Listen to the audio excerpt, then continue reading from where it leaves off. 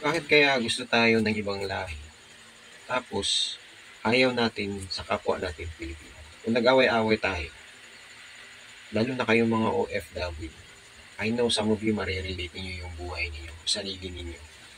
Meron ding iba nagagalit o nagrereklamo na, uy, may mga Pilipino na naman dumating dito. Imbis na matuwa na may mga Pilipino dumating sa lugar nila, kung saang bansa nagtatrabaho sila, eh mas nag-worry pa o may mga nasasabi pa. Katulad nito ni Cindy Cinco.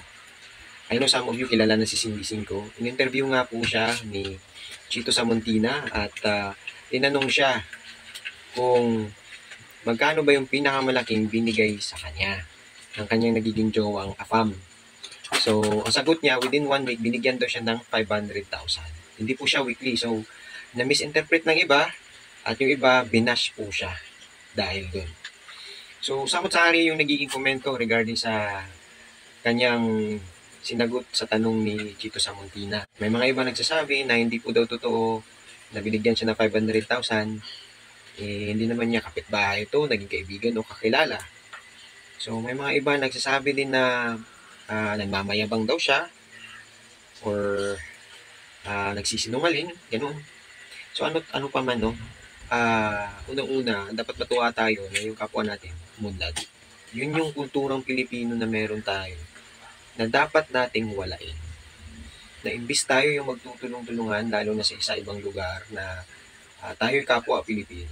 Bagkus naiirita, naiinggit tayo sa kapwa natin na wala namang ginagawa sa atin. Bakit yung mga ganong klaseng Pilipino? Eh minsan naiisip natin na mas maganda wala tayong kaibigan, lalo na kapwa natin Pilipino.